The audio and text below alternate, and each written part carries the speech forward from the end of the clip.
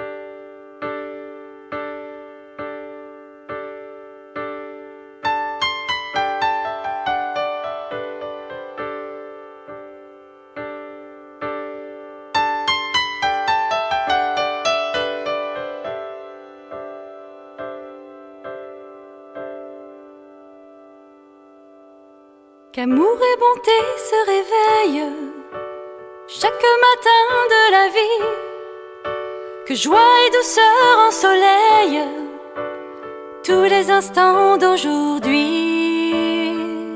Goûtons ensemble, goûtons les fruits de nos vies, goûtons ensemble les fruits de l'esprit. Goûtons ensemble, goûtons les fruits de nos vies, goûtons ensemble les fruits de l'esprit.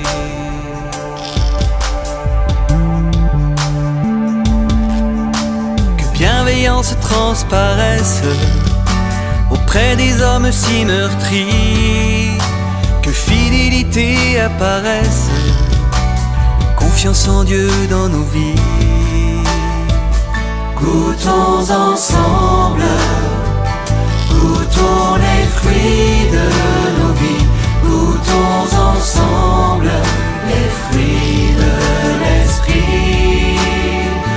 Goûtons ensemble, goûtons les fruits de nos vies, goûtons ensemble les fruits de l'esprit.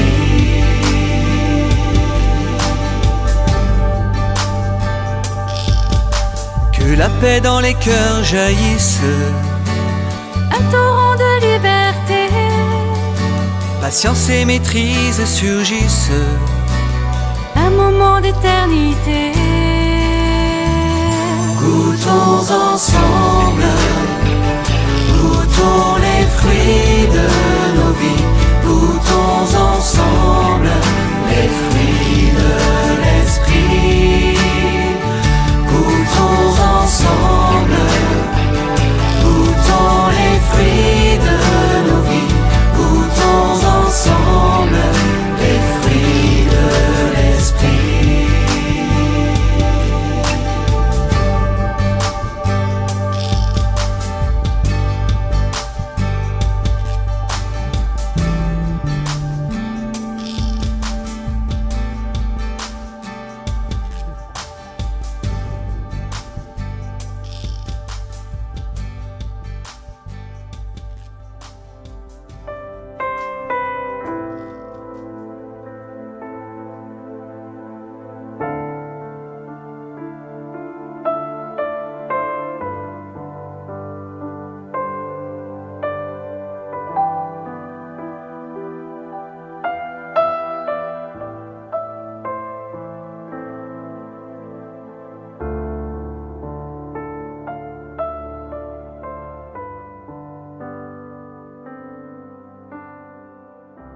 Après avoir demandé à l'Esprit Saint de nous apporter ses fruits, de nous donner la force, le courage, la joie, la paix, la confiance, eh bien, retrouvons Maria pour parcourir ce livre des Actes des Apôtres. Lecture du livre des Actes des Apôtres. En ces jours-là, des gens venus de Judée à Antioche enseignaient les frères en disant : si vous n'acceptez pas la circoncision selon la coutume qui vient de Moïse, vous ne pouvez pas être sauvés. Cela provoqua un affrontement ainsi qu'une vive discussion engagée par Paul et Barnabé contre ces gens-là. Alors on décida que Paul et Barnabé, avec quelques autres frères, monteraient à Jérusalem auprès des apôtres et des anciens pour discuter de cette question. L'église d'Antioche facilita leur voyage. Ils traversèrent la Phénicie et la Samarie en racontant la conversion des nations, ce qui remplissait de joie tous les frères. À leur arrivée à Jérusalem, ils furent accueillis par l'Église, les apôtres et les anciens, et ils rapportèrent tout ce que Dieu avait fait avec eux. Alors quelques membres du groupe des pharisiens qui étaient devenus croyants intervinrent pour dire qu'il fallait circoncire les païens et leur ordonner d'observer la loi de Moïse. Les apôtres et les anciens se réunirent pour examiner cette affaire. Parole du Seigneur. Nous rendons grâce à Dieu.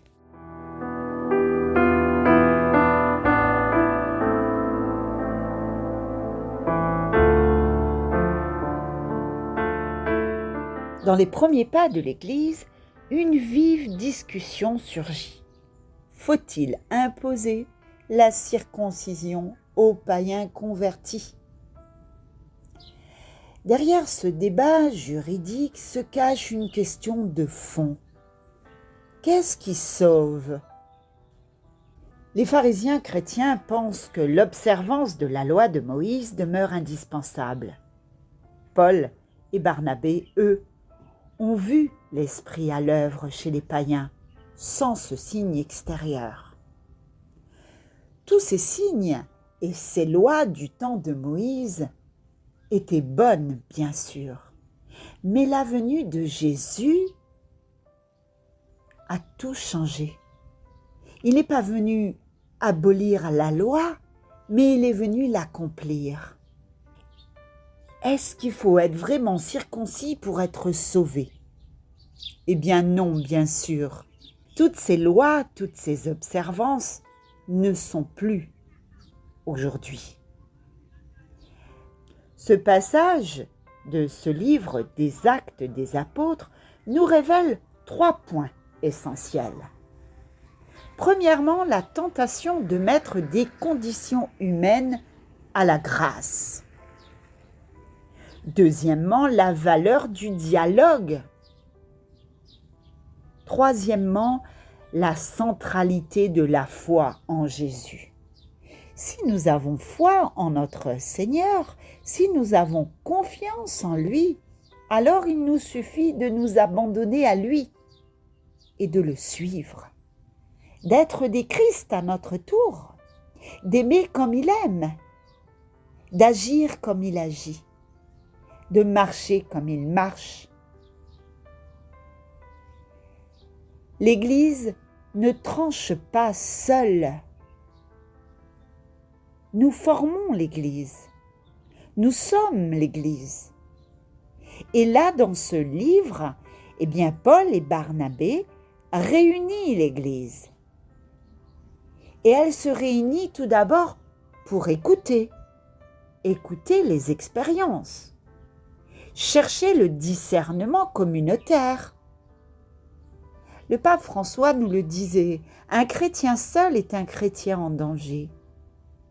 Alors, formons nos communautés, discernons en communauté, Réunissons-nous en communauté et regardons les expériences des uns et des autres. Dialoguons ensemble et demandons toujours la grâce du Seigneur. Car le centre de notre Église, c'est bien Jésus. C'est la foi que nous avons en Jésus. Et la question, là, aujourd'hui, dans ce texte, cette question n'est pas qui est conforme à la loi, mais qui accueille la vie nouvelle en Jésus.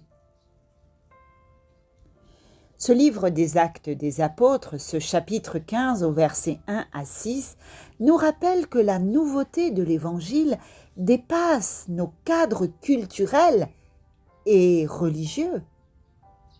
Quand l'Esprit ouvre les portes et surtout les portes de notre cœur, notre tâche est d'écouter, de discerner ensemble et de laisser la grâce primer sur les règles que nous avions érigées en absolu. Soyons unis les uns les autres, laissons l'Esprit Saint agir en nous. Ouvrons notre cœur, laissons l'Esprit Saint y pénétrer, laissons-le apporter ses fruits, les fruits de l'Esprit. Et prions ensemble. Avant de finir notre séquence de ce jour avec une prière pour demander à Jésus d'enlever toutes ces barrières qu'il y a entre les uns et les autres, méditons et chantons ensemble avec le psalmiste le psaume de ce jour, le psaume 121. Dans la joie, nous irons à la maison du Seigneur.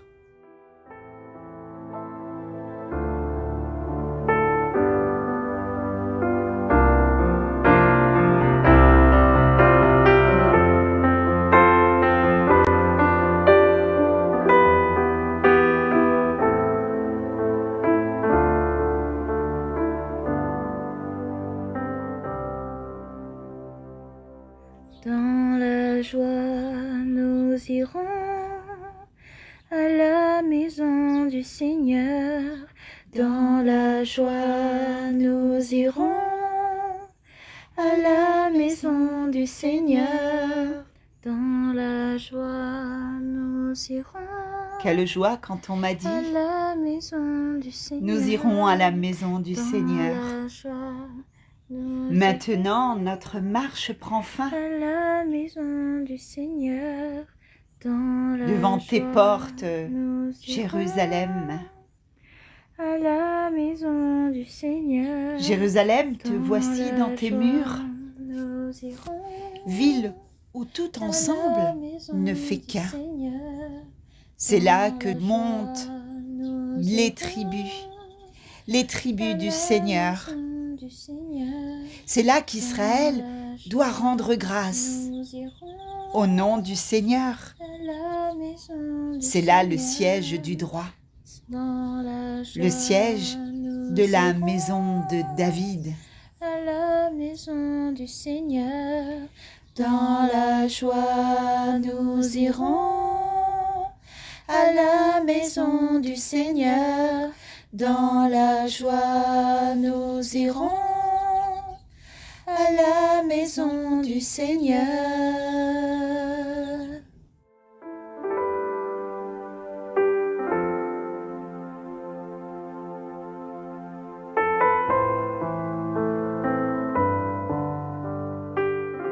La joie du Seigneur.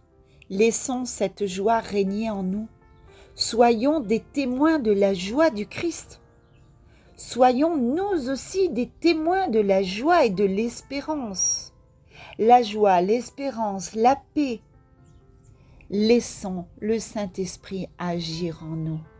Soyons nous aussi des Christ. Mettons-nous aussi à l'écoute des uns des autres et discernons ensemble. Ne mettons pas des règles. laissons l'amour du Seigneur régner dans nos communautés, dans nos églises, dans nos familles, dans nos cœurs. Alors prions, Seigneur Jésus, toi qui as brisé les barrières entre les Juifs et les païens, ouvre notre cœur aux surprises de ton esprit. Donne-nous la sagesse de dialoguer sans peur et l'humilité d'accueillir ce que tu appelles. Que notre foi ne soit jamais un fardeau imposé, mais une source de joie et de liberté. Ainsi, ton Église grandira dans l'unité et rendra témoignage à la grâce qui sauve. Amen. Merci à tous d'avoir pris le temps d'écouter, de discerner ensemble, de partager ensemble. Et nous nous séparons avec le groupe Glorious. Vienne ta grâce. Salut, bye bye. À plus!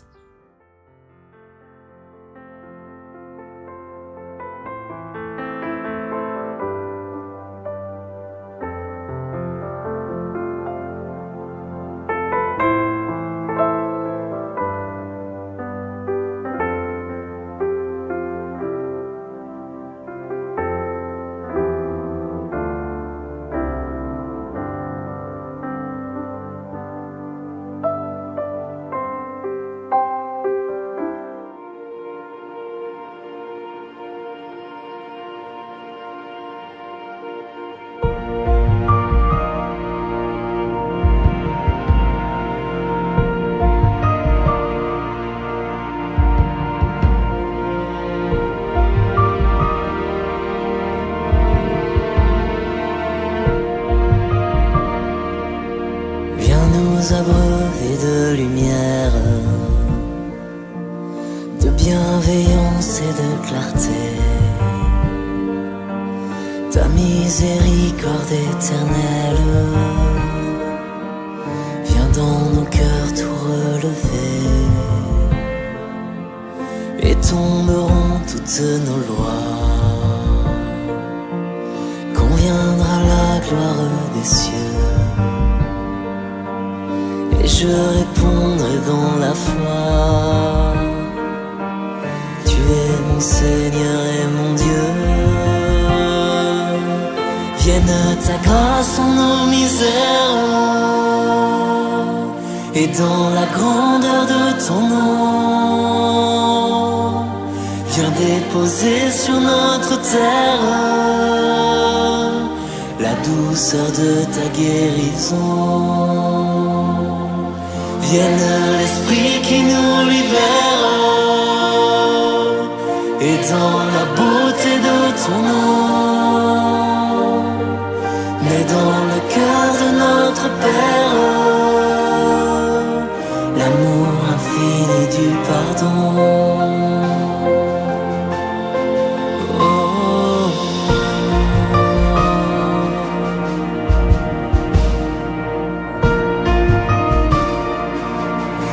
Ta parole est prononcée, la mort est vaincue par la vie,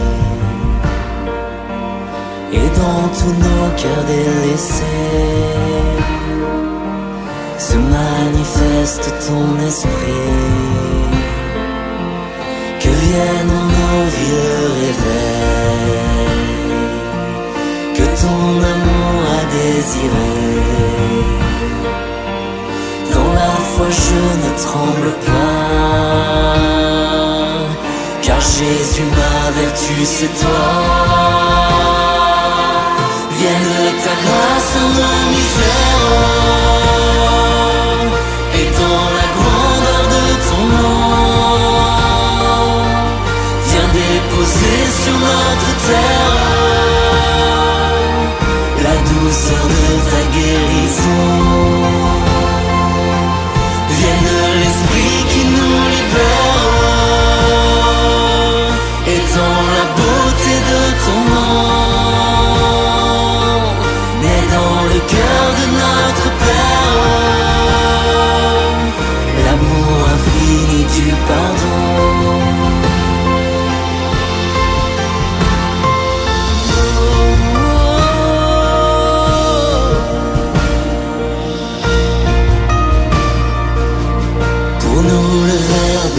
fait chair. Parmi nous il a demeuré. Il vit en nous et nous éclaire. Sa grâce en nous s'est déversée. Nos yeux verront ce que ton cœur à chacun de nous veut donner. Que par l'Esprit de notre Père, en nous Jésus vienne habiter. Vienne ta grâce en nos misères, et dans la grandeur de ton nom, viens déposer sur notre terre la douceur de ta guérison. Vienne l'Esprit qui nous libère, et dans